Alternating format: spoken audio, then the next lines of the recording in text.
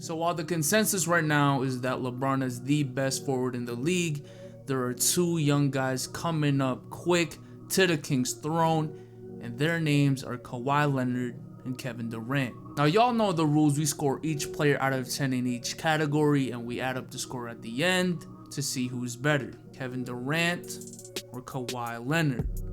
But with that being said, let's get it started.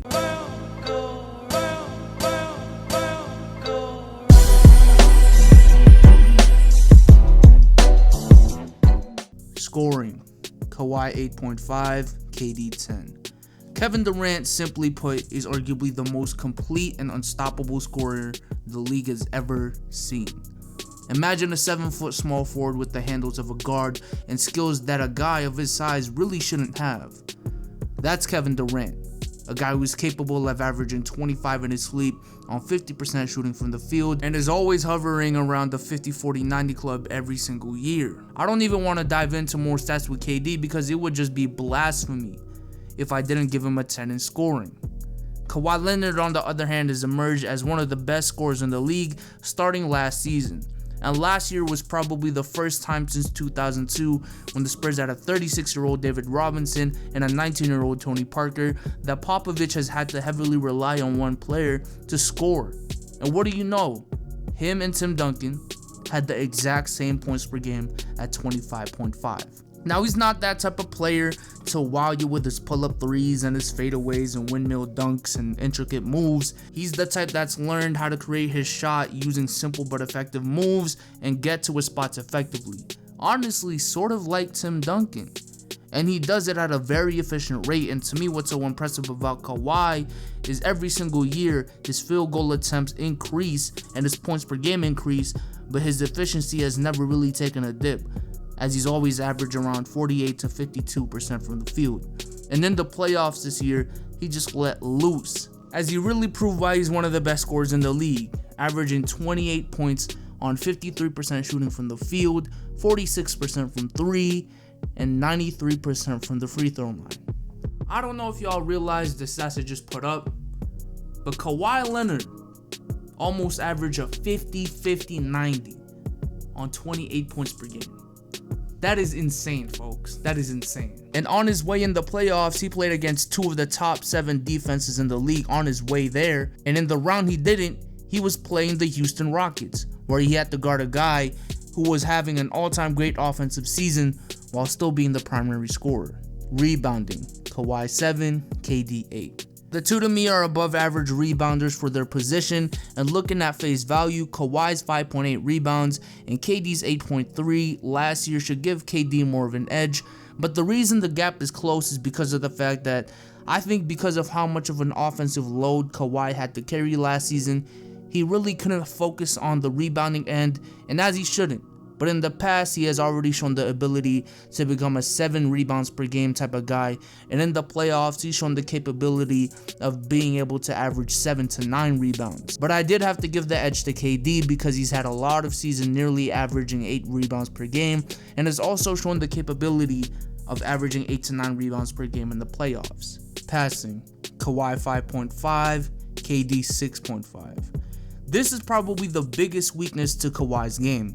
Kawhi has never been known for his passing, as his career high before this year was only 2.6 in 5 years. However, he did make a slight leap this year, averaging 3.5 assists per game and improving that even more to 4.6 in the playoffs. But again, to me, that's still just average to slightly above average. And I know he's in the Spurs system, and I know this is his first year really being the clear primary option, but there's not a big enough sample size for me to rank him higher. Now going to KD, his passing to me is probably the most underrated part of his game. Keep in mind, this man has played with Russell Westbrook his whole career prior to this year, one of the best point guards in the league, and then switched over to a team with also one of the best point guards in the league, to me the best, in Steph Curry, and Draymond Green, a power forward who's averaged 7 assists 2 years in a row. Yet for the last 5 years, he's hovered around 5 assists, which to me is extremely impressive. He's also been more of a pick and roll ball handler than people realize. However, what is concerning to me is the turnovers, as he's averaged 3 turnovers his whole career. Defense: Kawhi 10, KD 8. Ladies and gentlemen, we might be looking at the greatest perimeter defender the game has ever seen, in Kawhi Leonard. I mean, my God, in 6 years in the league, Kawhi with this 7'2" wingspan and some of the largest hands the league has ever seen, has 2 Defensive Players of the Year award, and had a legitimate case for it again last year. He is tasked night in and night out to defend the opposing team's best perimeter player, and in a league filled with elite perimeter players like James Harden, Russell Westbrook, LeBron James, Kevin Durant, Steph Curry, Jimmy Butler, and Paul George. That is an extremely hard thing to do, and he's done it on the biggest stage and has done it so well. Is it a coincidence that Paul George shoots 39% against the Spurs in his career and last season? Is it a coincidence that Jimmy Butler shot 36% against them last year? Is it a coincidence that in the 2013 finals, LeBron James shot 45% from the field when he was shooting damn near 57% in the regular season?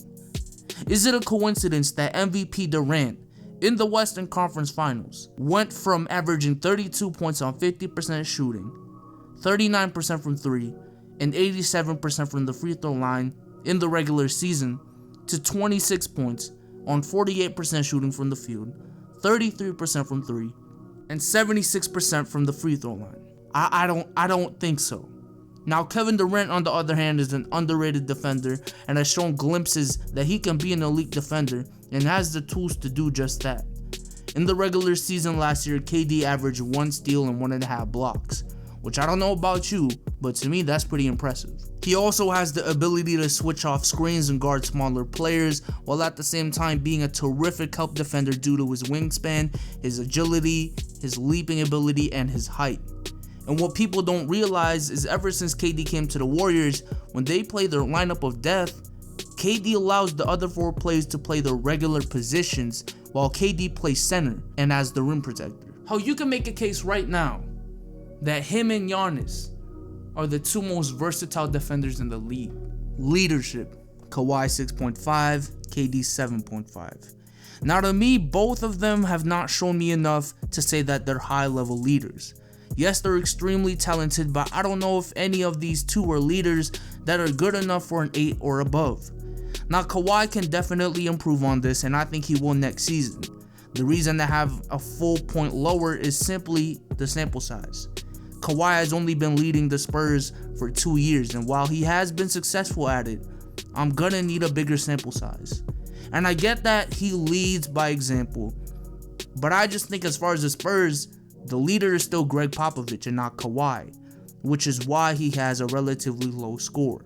KD, on the other hand, has been leading his teams for a much longer time span, which is why I gave him the edge. But the reason it's only a 7.5 is because of his flaws as a leader.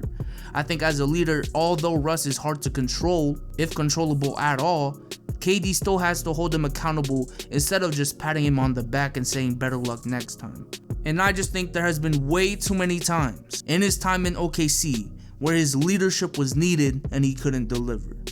And also in Golden State, personally, I think, although KD is by far the most talented player on that team, I still think Draymond and Steph are the leaders of that team and not KD. Accolades: Kawhi 6.5, KD 8. So I think this one isn't really hard because KD has more All-Stars, more All-NBAs, more scoring champs, more MVPs, and a Rookie of the Year on Kawhi. However, as you can see, the gap is only 1.5, which I know should be bigger at face value, but Kawhi does have 4 All-Defensive Teams and 2 Defensive Player of the Year awards, something KD has not achieved in his much longer career, and he might not ever make an All-NBA defensive team in his prime. And you might as well scratch that Defensive Player of the Year award, nonetheless 2 of them.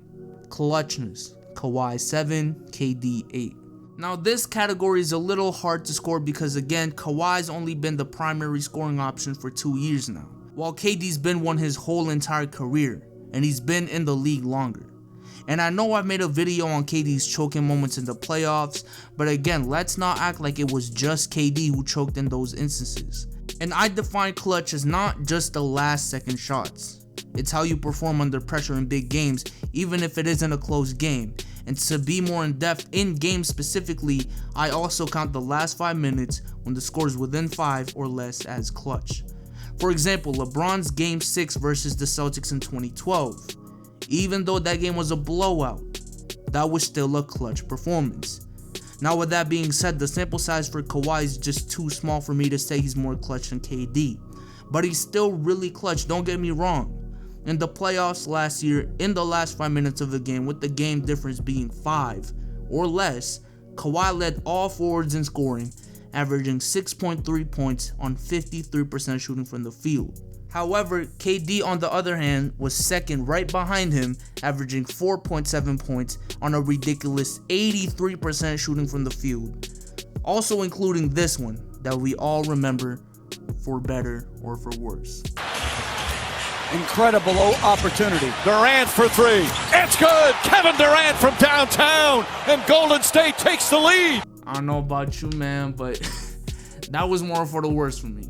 However, in 2016, Kawhi was simply more clutch in the playoffs, statistically speaking, compared to KD, and we all remember what Kevin Durant choked that year. I don't want to say it again. However, I'm still gonna give KD the edge because prior to his injury, KD in the playoffs has been top 5 in clutch scoring every single year he's been in the playoffs, which is ridiculous. Value: Kawhi 8.5, KD 8. Two of the most valuable players in the game, and to me, it is extremely close. I just think at the end of the day, in this scenario, it's as simple as without KD, the Warriors are still finals contenders. Without Kawhi, the Spurs are the 8th seed. Now I know in my Curry versus Russ video, I said that Steph was more valuable than Russ. But the reason I gave it to Steph is because there wouldn't be no team that KD goes to. And there wouldn't be no system if it wasn't for Steph. Without KD, there still is. That is the difference. But the reason I gave the edge to Kawhi is because of how much they depended on him this season and how much he delivered. Like I said, ever since 2002, this is probably the first time where Pop has needed to rely on one player for most of the offense, and Kawhi delivered. So technically, you could use my there wouldn't be no system argument for Kawhi.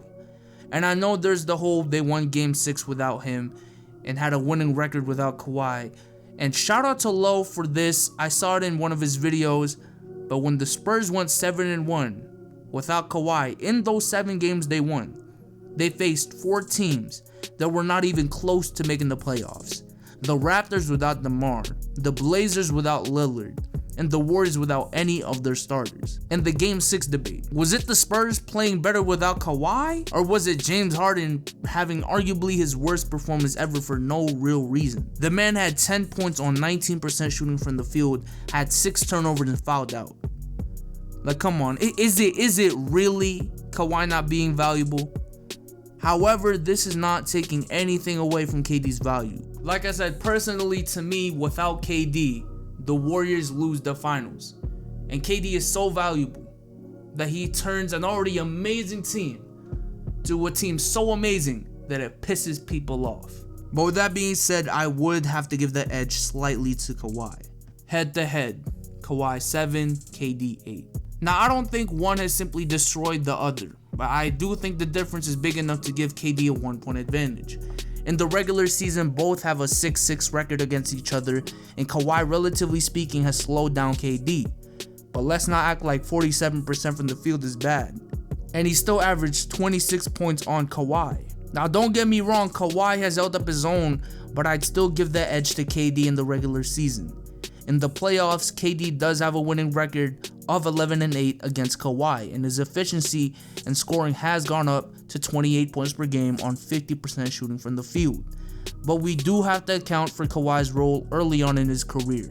Since 2014, however, Kawhi has held up his own on the scoring end, but KD has also gone up as well. So I would have to give the edge to KD head-to-head, primarily due to the playoff numbers. And there you have it, folks. I'm gonna let y'all see the scores one more time. And if we add everything up, we come to the conclusion that Kevin Durant is a better player than Kawhi Leonard. Now, I know most people already have KD over Kawhi for the most part, but this is mainly for the people who believe that the better two-way player is the better overall player, you know what I mean? Like, here's an example that I think we can all agree on. Even though Jimmy Butler is better on both ends of the court compared to James Harden. You know, Jimmy Butler is a better defender, and he's also a really good offensive player. We all know that James Harden is the better player. Now again, just a disclaimer, this video is not to be taken as a fact. These are based on my opinions. So if you guys have any problems, go ahead and leave a comment in the comment section down below. Just keep it civil. Or if you want to talk to me, the best way to get at me is to join the HTP Discord server, where I talk with a lot of fans and a lot of cool cats on there that are regulars that I talk to on a daily basis. I made some cool friends on there. So again, if y'all really have a problem with my rankings, go ahead and go to that Discord. I'm gonna leave it in the description. Jesus Christ, I can't talk. But with that being said, I hope y'all enjoyed this video. Leave a like if you can, and I am out. Peace.